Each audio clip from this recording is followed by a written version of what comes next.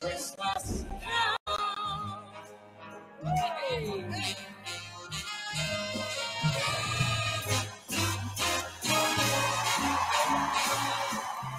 Oh, hey Jeff, how are you? I've got my Christmas jumper on. I hope you can see that.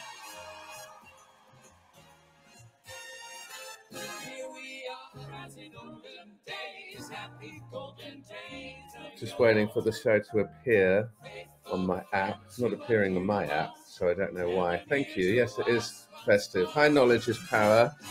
How are you? Good to see you.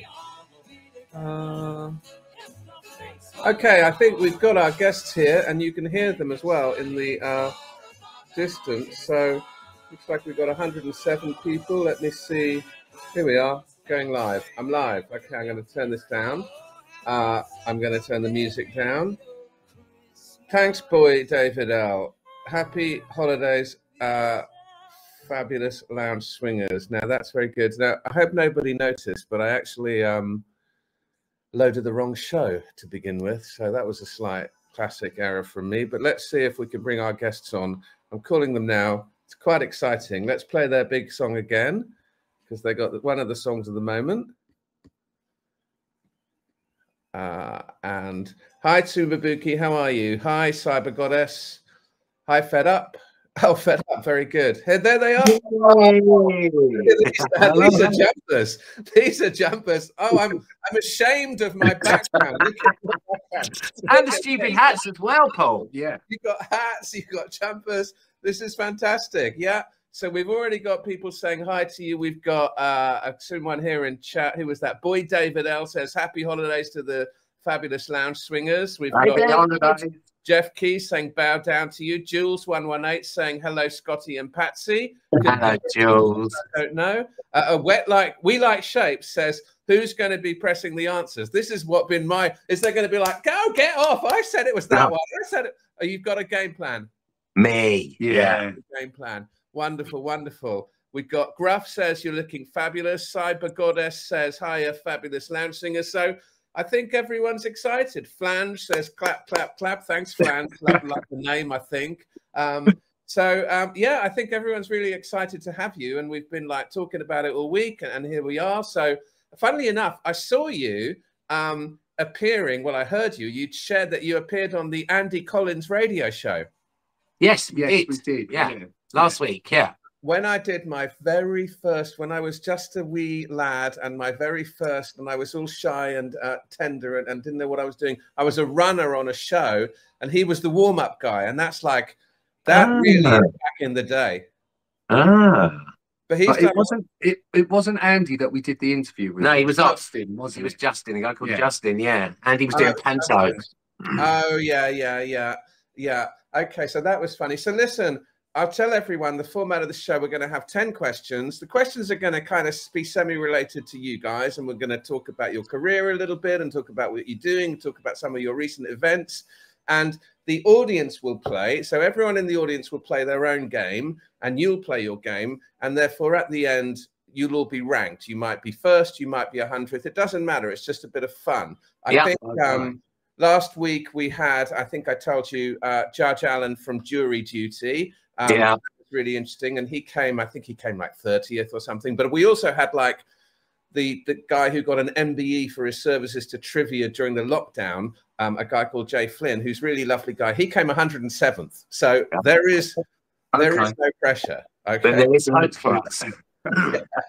So, yeah, I think what I'll do is I'll kick it off because I've kind of organized it that the questions are going to look a bit at certain parts of your career and what you guys do. So I'm going to kick it off with a fairly easy one so we can all get used to pressing the button. Okay. Yeah.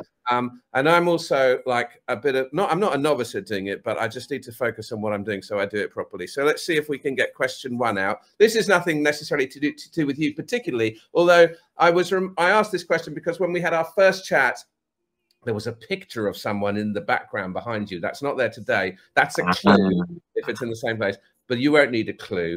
Miss Unter says, this is fun. Love to Scott and Pat. So it's quite a lot of people who... What's great about this is Dot here in chat is saying lots of new names. So we obviously have like our people that we recognize that are regular punters, etc. But you've obviously like persuaded people to come in, which is really fantastic. So it would seem so. Your fans are following you around, which is great. And I've told Joe, who's on behind the scenes, to take some screenshots so I can share them with you afterwards, and you can look at all of those. So without further ado, let's have a go and see if we can get this first one to work. So question number 1 is, who married Priscilla Bewley in Las Vegas in 1967? Is it Elvis Presley, Elvis Costello, or Mick Jagger? It would have been a different world if Mick Jagger had married her. I'd like to have seen the film Priscilla with Mick Jagger as the guy. Yeah. I think we all know what we went for there. What did you go for? Elvis Presley. Of course, it's Elvis Presley. Let's get that one up. Very good. Everyone got that. 33% of people got that right. So let's begin by talking about the Fabulous Lounge Swingers. For anyone who hasn't seen you before, and this is the standard question, what kind of music or what kind of event, because I've always thought it's fascinating and brilliant, what kind of music and event and style might people encounter when they go and see the Fabulous or listen to the Fabulous Lounge Swingers? Well, we've always described it as knees up swing, because it's not straightforward swing. It's kind of up tempo, good time music. So yeah, knees up swing was the name that we ended up giving it, because it's just got sort of kind of a London feel to it also. Yeah, so that's what you could expect. A lot of energy and a lot of middle-aged, exhausted people by the end of the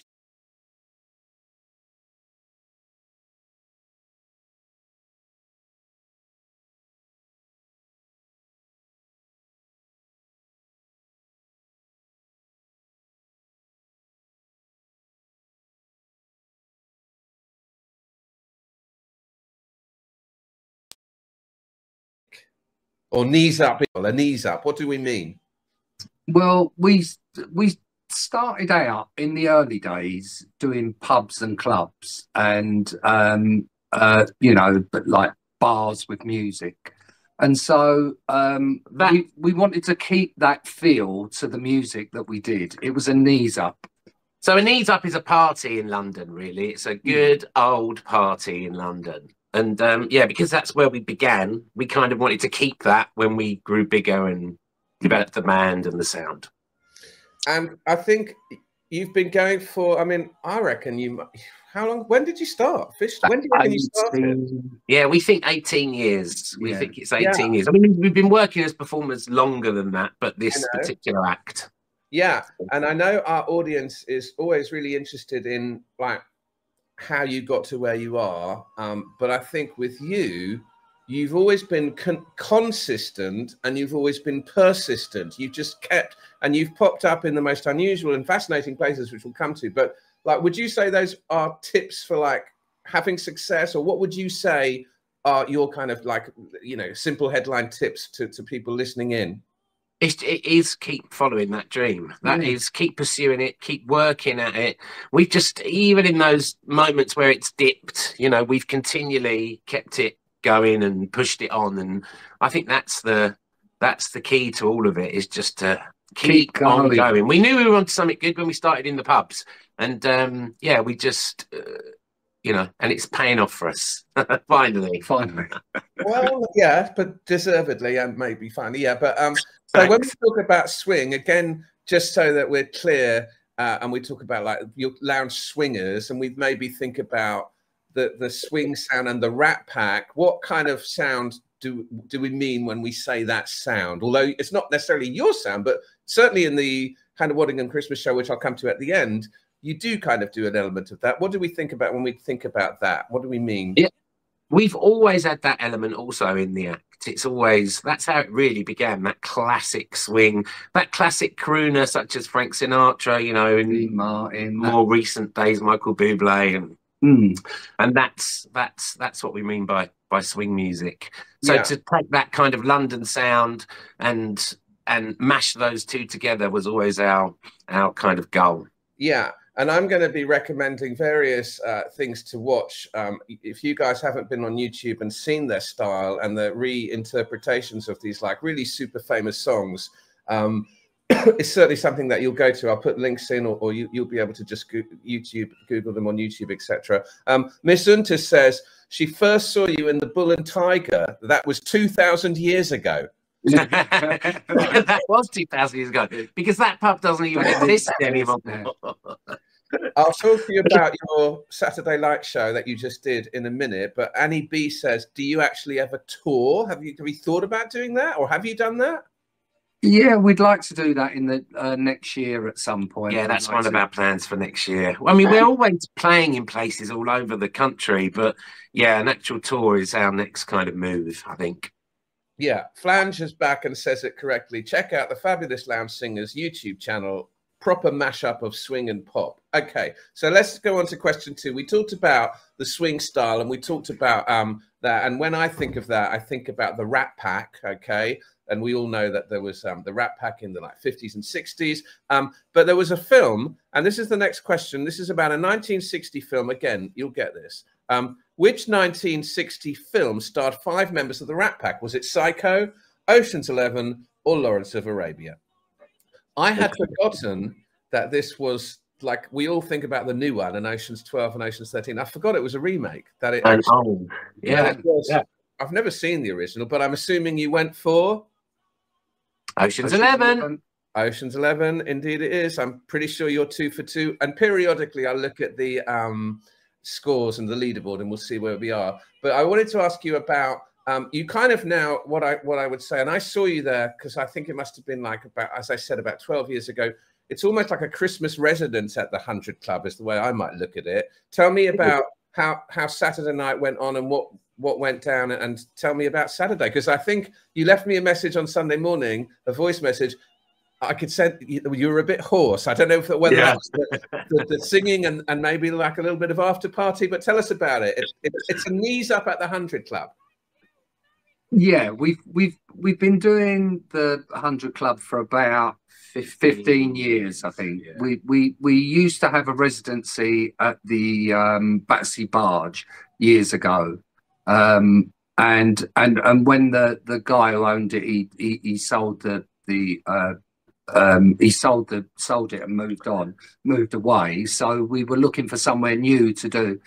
And we decided to go for the 100 Club, and we just had such a good time there, and the gigs were really good fun there. So we've continued there ever since. Always, and just every year. It is actually a Christmas thing. We call it our Christmas knees up the 100, and it sells out, and it was a lovely, absolutely lovely crowd on Saturday. A lot of people again from around the world that we've never met before and seen, and so it was great.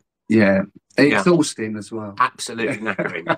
Wow. Yeah. So Annie B says, we love swing in Southern California. You'd be a smash in Long Beach. That would be nice. Jules 118, Jules 118, who must be maybe someone you know, says the 100 Club night was brilliant in capital letters. Sounds like she or he maybe went there on Saturday. Good. So I was reading about the 100 Club. The next one is about the 100 Club. Mate, you'll get it, okay? But just like have a little look and have a little think about it. You'll get it. So the 100 Club, it's been around for donkey's years, okay? It's been around, like, I think since the 1930s, maybe. Yeah. I think it's the oldest remaining venue. Yeah. So the next question is about the 100 Club. And the question is, which dance did American GIs bring to the 100 Club in World War II? Was it the foxtrot, the tango, or the jitterbug? Foxtrot, that's, I reckon you'll get that because you're kind of associating it with the club. What'd you go for? Jitterbug. Yeah, I'm not tricksy kind of guy. I want, I want to have fun. So yes, it was the jitterbug. Indeed it was. I think you're 3 for 3. So in a sec, we'll have a little look at how you're getting on with the leaderboard. Yeah, and then we're going to talk about some of the interesting places that you've played. And then I think towards the end of the show, we'll talk about the thing you've done more recently, which is like, in the kind of zeitgeist at the moment. But let's have a look if I can get these leaderboards up here.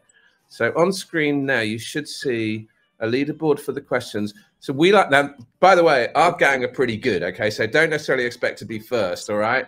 You've got We Like Shapes right up there. Well done, We Like Shapes, test 1, test 2, and graph 1, 2, 3. You're 10th. You're 10th. Oh, so that's good.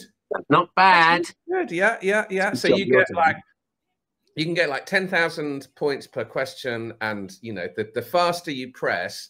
If I hadn't said this, sorry, I should have explained the rules, but I always forget. The more points you get, as soon as the question goes up, it goes 10,000, then it starts going down, down, down, down, down. So yeah, and they'll get slightly trickier. So you're not going to get 10 out of 10, so don't worry about that. But you might get 10 out of 10. Who knows? I guess maybe. Am I right that you guys have played Glastonbury? We have. Yes. Tell us about that. That sounds insane. And tell us about the whole experience. Well, we played on a stage called. Originally, we did Friday night. We did Gaz's Rockin' Lounge, which is an old Glastonbury stage, and then we were booked on a place called Heaven, which we were on stage at 2 o'clock in the morning, and we followed Tom York DJing every time. It was like a magical little place where you could go early in the hours and find stuff going on.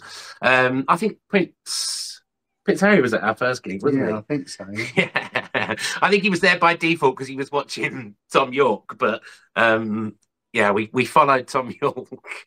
Wow. So there you go, guys. That's a more exclusive. Prince Harry was at the gig, and they're following Tom York. Have you got any Radiohead in your set?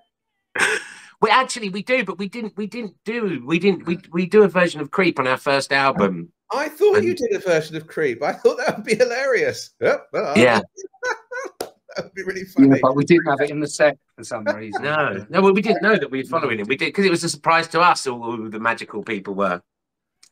Oh, that's so funny. All right, this one's about Glastonbury, but it's not about you. It's about Glastonbury in general. Okay, so the question is about female headliners at Glastonbury. Who was the first female to headline Glastonbury, headline the Pyramid Stage in the 21st century? Was it Lily Allen, Beyonce, or Adele? Now, this is a slightly interesting, well, it's a semi-interesting question because when Glastonbury was a lot smaller before it went really, really big. And back in the day, like in 1989, Suzanne Vega was the headliner. And I think Sinead O'Connor was the headliner, but it wasn't quite the Glastonbury it is today. And when we talk about the Pyramid Stage, so I cut it off at the start of the year 2000. What'd you go for? Lily Allen, but I should have gone for Queen Bee, I think. Yeah, you should have. It was Queen Bee. Yeah, it was. But it split the audience. We had a split through the audience. It was Beyonce in 2011. So the next question, we talked about a knees up, which is not really Cockney rhyming slang, I guess, because it's just a literal thing. You're bringing your knees up to have a dance. But we're going to talk about Cockney rhyming slang. I think this will be a fun one for us, and it'll be a fun one for our American friends who are watching, who might be like, what are these guys talking about? But I'm going to ask you, I'm going to ask you the meaning. Oh, We Like Shapes, excuse me, says, I want to hear the Fabulous Lounge Singers doing Paranoid Android. Yes, that's getting some suggestions here. So in Cockney rhyming slang, what does someone mean if they are Hank Marvin? Oh, I'm Hank. I'm Hank. They might not even say the Marvin bit. They might just say I'm Hank, you know. Yeah. Exactly, I'm Hank. So if you guys are watching, Dots from America says, oops. So you got to think about it's Cockney rhyming slang. So do you want to explain it, Scott or Pat? Yeah, so Hank Marvin, starving. So it's got a rhyme with something. Yeah. Yeah. In fact, it's funny you say, because yeah, it is. So you're very hungry if you're Hank Marvin, you're starving. And for those of you who don't know, Hank Marvin is, I think he's still alive, a kind of guitar player with the Shadows, which is kind of influential back in the day. And the reason I asked that was because you did, or I don't know if you still do it, you did a version of Rabbit, which is the Chaz and Dave song. We did it on Saturday for the first time in years. Oh, blimey. And we originally did it with the lovely late Nikki Graham on Big Brother's Little Brother when we were the Big Brother house band. And she was by far our favourite housemate to work with. She was an absolute darling. She was a sweetheart. That's really nice to know. Yeah, that's good to know. I was watching that the other day, and I also love that song. And do you know why? Did you like, if we say Hank is Hank Marvin starving, do you know what the kind of long version of Rabbit is, or why Rabbit means talking? Do you know what? I'm not sure that it is a long version, or whether, again, it's one of those things like a knees up, it's just a lot of rabbit. No, apparently it's Rabbit and Pork talk. Ah. Yeah, there you go. I didn't know that, but yeah. Jules says, yeah, I mean, I think that's just. Jules must be talking about your Nikki Graham video on Big Brother. She says that video is on YouTube and it is gorgeous. Yes, it is good. It is. Yeah, we did it on Saturday. We do it as a sort of love song to each other now. Well, if you call it a love song. Yes, if you call it a love song. Yeah, very good. That's funny. Next one has got nothing to do with anything. It's just a standard trivia question. So the next question is, what quantity of pickled pepper did Peter Piper pick? Did he pick a pinch, a peck, or a pike? So that's a bit of like a tongue twister type question. What did you go for? Pinch, but I think that's wrong as well. Yeah. Pinch to peck. It is a peck. It is a peck. Everyone got that right? Yeah, it is a peck. Now the next one is about words of the year. And like, you know, every year the kind of dictionaries or whatever it is, the Oxford Dictionary announces its word of the year. I'll do this question, then I'll do the leaderboard because there's 3 left. So the next question is, what is the Oxford Dictionary's 2023 word of the year? Is it situationship, swifty, or riz? This made kind of headlines, I think, because I was like looking at the likes of Tom Hanks talking about it on the One Show. So I think it's like entered the zeitgeist. What did you think it was? Riz. And what is it? Riz meaning? Do you know what? I don't know what it means. I just knew. I saw an article on it. I saw the clip that you was talking about, and I still can't remember. Everyone in the audience did well there. It is Riz, and it is short for charisma. Oh, yes. You've got Riz. Like, you both have Riz. So you got Riz. Yeah. So now we're going to move on to the last section and talk about your recent appearance on the big Apple TV show. Before we do that, I just want to point out to the gang watching that you really have to go and look at the YouTube channel for the Fabulous Lounge Singers. There are so many interesting interpretations of these songs. I mean, not just Rabbit, which is a kind of Cockney rhyming song anyway, but you've got like Lady Gaga songs, and probably my favorite, and also my favorite video of yours, which I have actually watched on numerous times, is your Space Oddity one. Yeah. I mean, that's bang on, and the video is bang on. I just love that version of it.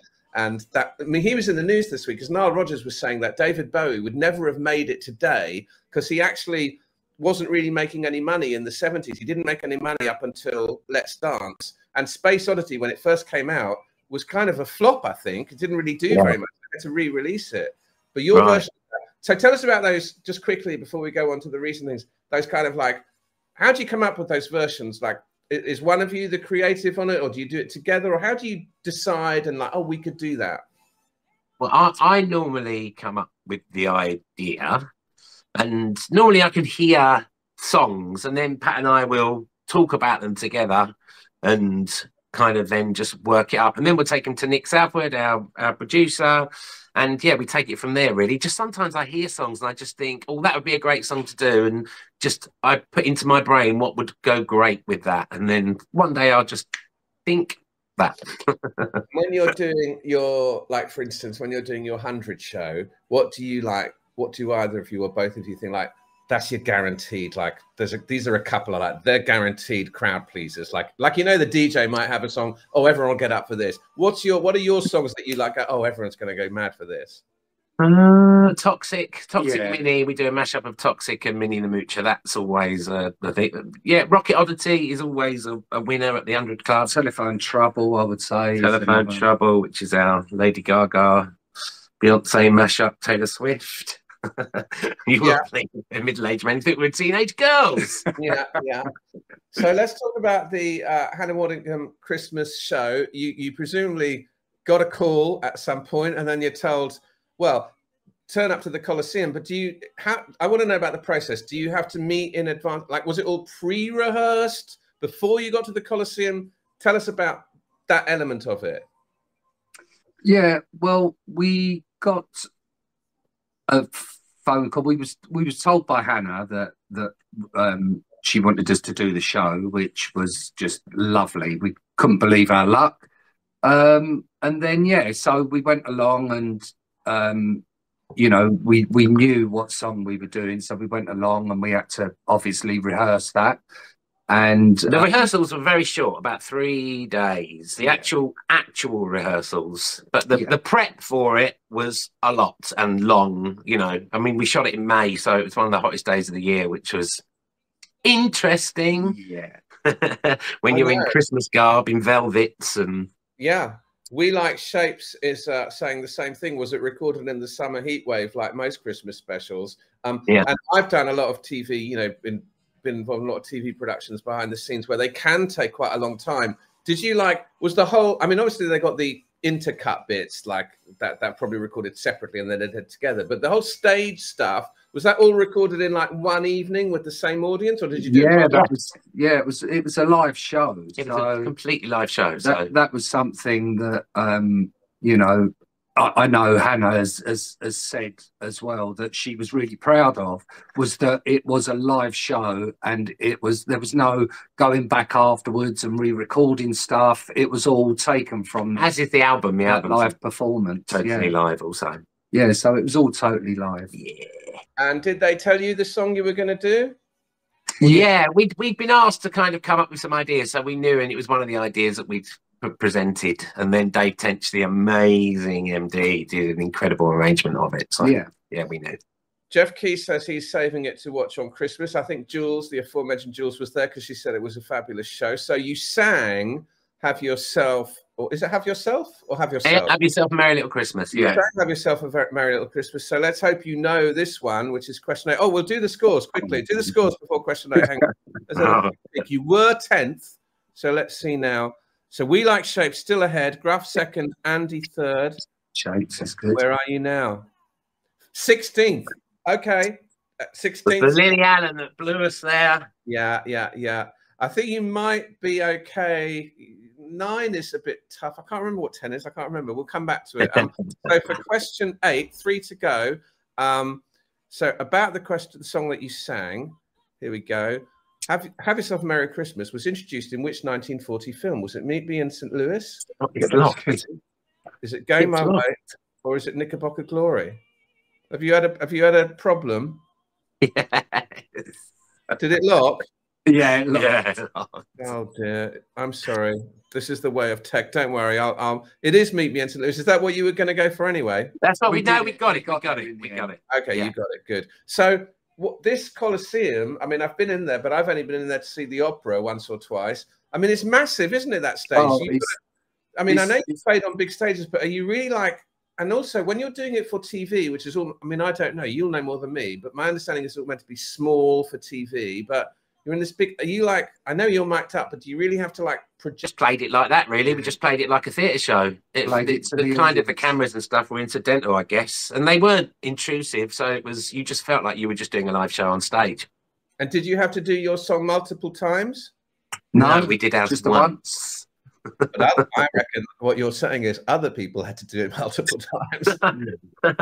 I think there was opportunities at some point, but timings and stuff. So yeah, we all did it. We all did it once. So okay, so this one might trick. Well, you won't know this, but this is one you're going to have to kind of have an educated guess at. I say you won't know it. That sounds terrible, but anyway, the Coliseum where you perform the show is Martin's Lane. St. Martin's Lane is so called because down at the end, you will know, there is St. Martin in the church, right? St. Martin was this 3rd century. He eventually ended up in France. He was born in Hungary and he became revered and eventually became a saint. But this one is about St. Martin. So this is the toughie. According to his biographer, what did St. Martin do? Did he make the blind see? Did he raise the dead? Or did he feed the 500? Why'd you push buttons and then ask me what because it's a time. What did you go for? Feed the 500. No. Well, panic pressed. Boy David says you nailed it, and Mella says you nailed it. I think they're talking about the show at the Coliseum. Feed the 500. That was that other bloke. Jesus Christ! I put that. Yeah, of course it was. I know. Yeah, it was. Apparently, pushing buttons. St. Martin was able to raise the dead. Now, last question. We can't go through a show where you've appeared on Hannah Waddingham's Christmas special. And of course, Hannah Waddingham, famous for many things, huge star of the theatre and Broadway and the West End and Olivier Prizes, etc. But obviously is a big star of Ted Lasso. So we're going to finish on a Ted Lasso question. This one is about the character Ted Lasso, okay? Played by Jason Sudeikis, as you know. But before it actually appeared as a show, because it was, I think it was commissioned by Apple TV. It's been on there for like 5 or 6 years. Before it was on Apple TV, the character did appear somewhere else, okay? And he appeared in a little promotional funny clip, and he was playing the manager of, like, he was playing the same kind of guy, this kind of doofusy, ditzy American soccer guy, but he was the manager of another club. So that's the context of it. This is the question. The original character of Ted Lasso was originally depicted of which club? Was it Liverpool, was it Spurs, or was it Arsenal? Liverpool, Spurs, or Arsenal? What'd you go for? Well, we think we got it right, Spurs. I'm glad you got it right. It was indeed Spurs. That's a great way to finish. You got it right, and it split the audience. So that's a nice one. Well, listen, what have we got to look forward to? You said you might be before I do the final scores and before we wrap up and we do our thanks. What have we got to look up? Where can we can find you on YouTube? Is that a good place to find you? Yeah, always, and on all the music platforms, Spotify, Apple Music, all of Amazon, wherever you listen to music. You can find us on our website. So that's got all the links to everything, to all our socials, and you know. Yeah, we got a new song. We've just released a Christmas song the other day on YouTube, and it comes out on Monday on all the platforms. We're going to be releasing a lot of music next year. We've got about, I think, 8 songs that we're going to release next year. So, are they already in the can, or have you still got to record them? We've still got some work to do on them, but they're mostly they're ready to go. Dave Thomas says, you told me the Spurs answer on Saturday, so you must have told him. No, I think David told me the Spurs answer on Saturday. Oh, did you? Jules has kindly put your URL for your website, so that's great. Thanks. That's our female singer, Julie. Julie Coates. Hello, Julie. That'd be you. Yeah. Thanks so much. Well, listen, before I do the final scores, I've loved it. I mean, I hope you've enjoyed it. I think everyone it's been brilliant. Thank you. Yeah. Thank you for putting on the Christmas jumpers. Thank you for agreeing to come on. I think the show, your performance, you know, we need this show. We need shows like this. I was kind of saying to the judge, I mean, the jury duty judge last week, a very different kettle of fish, but it's just a good, warm thing, that show. And your show, this Christmas special, is what we need at this time. And no wonder it certainly is #1 in the charts. And, you know, it could be one of those things that could become a perennial, or it could be one of those things that actually you'll know more than me. And I'm not asking you to reveal any state secrets. That could be like another one. Yes. Sequels, you know, because why not? She would love to do it, I'm sure, and they'd love to have her. So let's have a look at these leaderboards. Yeah, let's have a look at these leaderboards before we finish, if they come up. We Like Shapes maintains his win. Well done, congrats. Jeremy popping up, Gruff in 3rd, and let's go down and see our special guest. 16th, you got a solid top 20 position. I think you should be very pleased. Yeah, that's not bad at all. Chuffed with that. Yeah, it was really good. Okay, well, I'll send you some screenshots. We'll keep in touch. And yeah, have a great Christmas and enjoy everything else that you're doing. And look, I know our gang here is really happy to see you. So I'll speak to you soon. Yeah, thank you so much to everyone for joining as well. See you again. Thanks, Paul. Thanks, Paul. Merry Christmas. Merry Christmas. Thank you. Bye. Bye-bye.